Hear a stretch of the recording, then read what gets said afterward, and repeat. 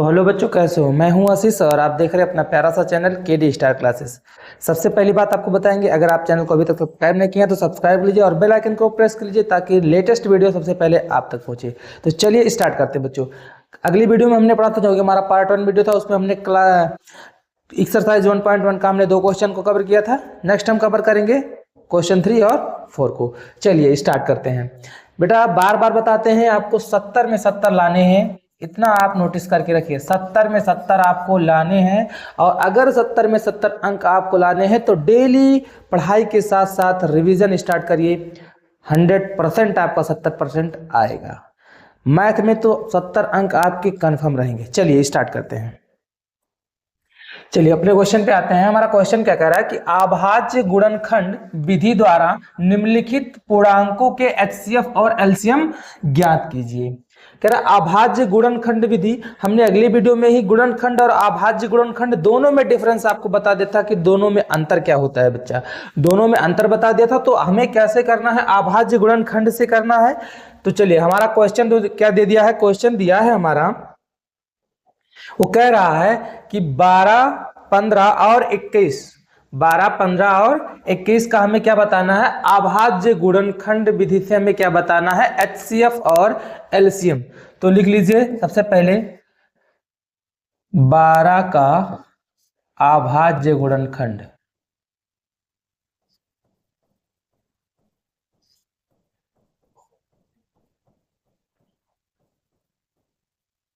बारह का अभाज्य गुणनखंड, 15 का अभाज्य गुणनखंड,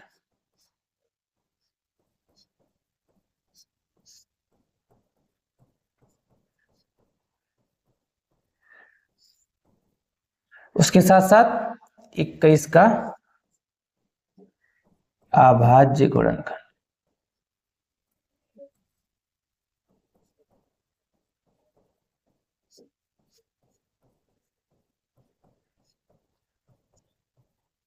चलिए, तो अभाज्य गुणनखंड क्या होता है और गुणनखंड क्या होता है, दोनों में हमने डिफरेंस बता दिया था भैया। तो 12 का अभाज्य गुणनखंड जो हमारा होगा क्या होगा? सबसे पहले 2,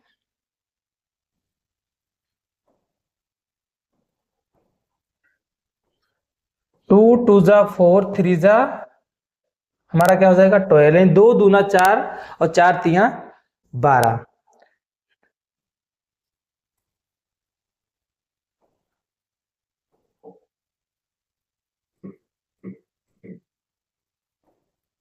चलिए आ जाइए 15 का।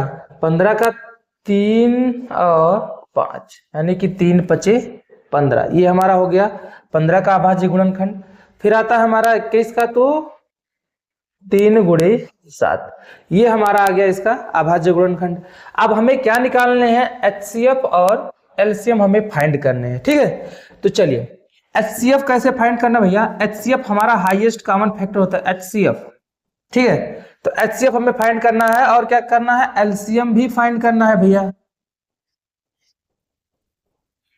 ठीक है, एचसीएफ फाइंड करने के लिए सबसे पहले क्या होगा? हाईएस्ट कॉमन फैक्टर देखते हैं, तो जो कॉमन होगा यानी कि क्या है हमारा?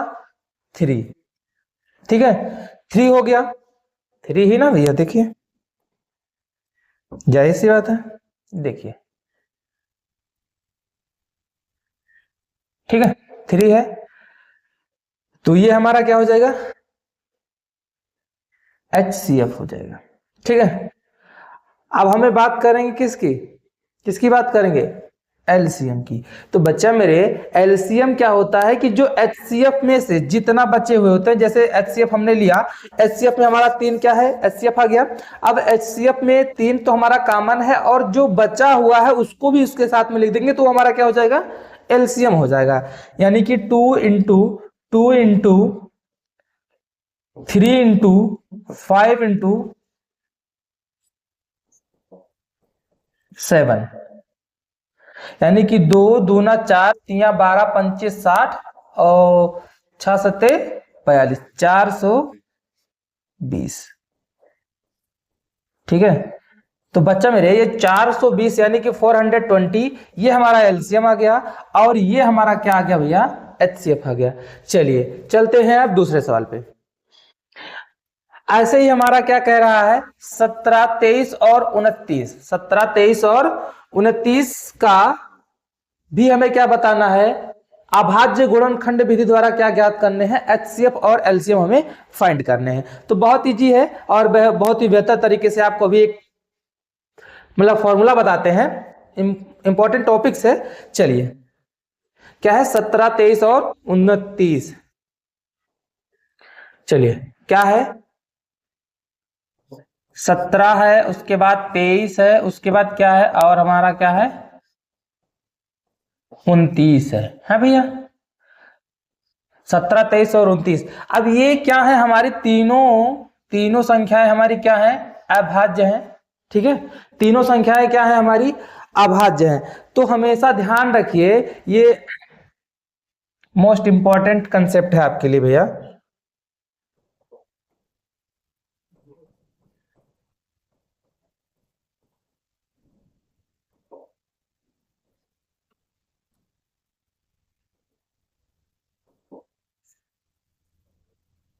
मोस्ट इंपॉर्टेंट कंसेप्ट ऐसे कह सकते हैं, लाइकली फॉर्मूला है।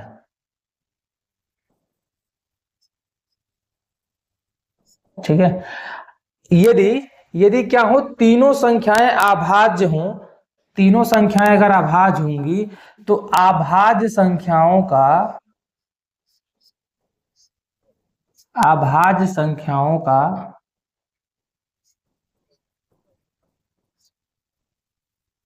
जो एचसीएफ, अभाज्य संख्याओं का एचसीएफ सदैव क्या होता है, एक होता है।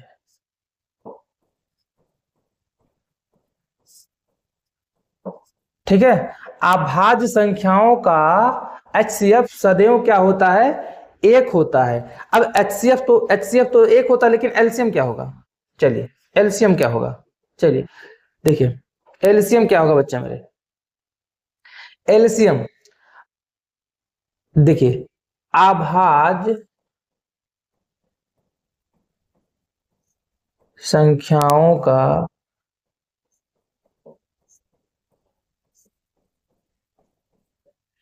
एलसीएम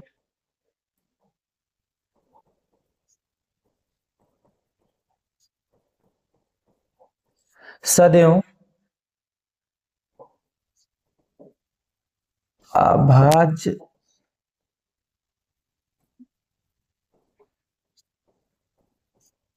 अभाज्य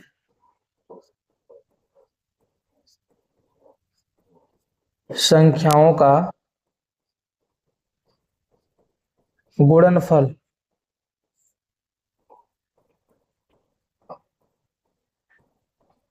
था। ठीक है, अभाज्य संख्याओं का एचसीएफ सदैव एक होता है, और उन्हीं संख्याओं का अगर एलसीएम पूछे, अभाज्य संख्याओं का एलसीएम पूछे, तो उनका जो है अभाज्य संख्याओं का तीनों का, जैसे जो भी संख्याएं हैं, अगर एचसीएफ की बात करें तो इसका जो एचसीएफ होगा बच्चे मेरे, क्योंकि ये तीनों हमारी क्या है, तीनों हमारी क्या है, अभाज्य संख्याएं हैं, और अभाज्य संख्याओं का एचसीएफ सदैव हमारा क्या होता है, एक होता है। तो एचसीएफ इसका जो है, सीएफ हमारा एक हो जाएगा, और जो एलसीएम होगा बच्चा मेरे, एलसीएम जो होगा, जो एलसीएम होगा वो क्या हो जाएगा, क्या कह रहा है अभी, सदैव अभाज्य संख्याओं का गुणनफल हो जाता है। तो इनका इनका इनका क्या हो जाएगा, गुणा हो जाएगा। 17, 23 और 29 का क्या हो जाएगा, हमारा गुणा आ जाएगा, और गुणा करने पे जो आंसर आ जाएगा भैया मेरे, 11,339। ठीक है, तो ये इसका आ गया, एचसीएफ 1 आ गया, और जो एलसीएम निकल के आया क्या आया हमारा,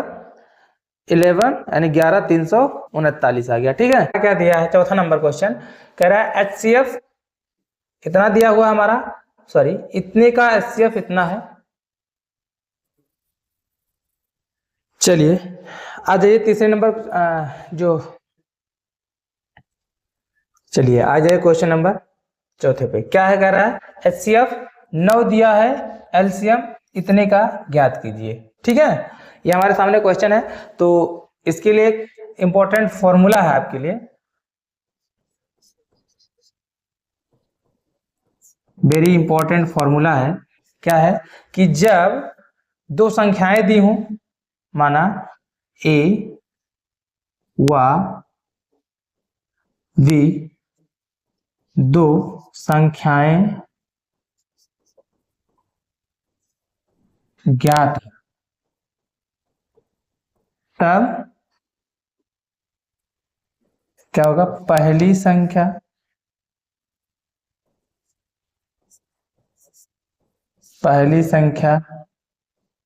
गुणे दूसरी संख्या बराबर लासा गुणे में मासा। ठीक है, जब ए व बी दो संख्याएं ज्ञात हो तो पहली संख्या गुणे दूसरी संख्या बराबर लासा गुणे मासा, ये फॉर्मूला हम यहाँ रखते हैं। तो चलिए यहाँ पे हमें क्या क्या दिया है, एचसीएफ हमें क्या कर दिया है, फाइंड है भैया, पहले से दिया हुआ है। एचसीएफ कितना दिया हुआ है, एचसीएफ कितना है भैया, एचसीएफ हमें दिया है 9। ठीक है, पहली संख्या क्या है,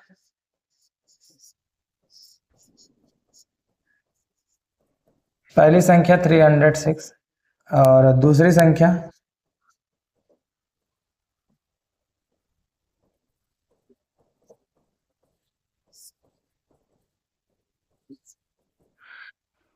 657। हमें ज्ञात क्या करना है,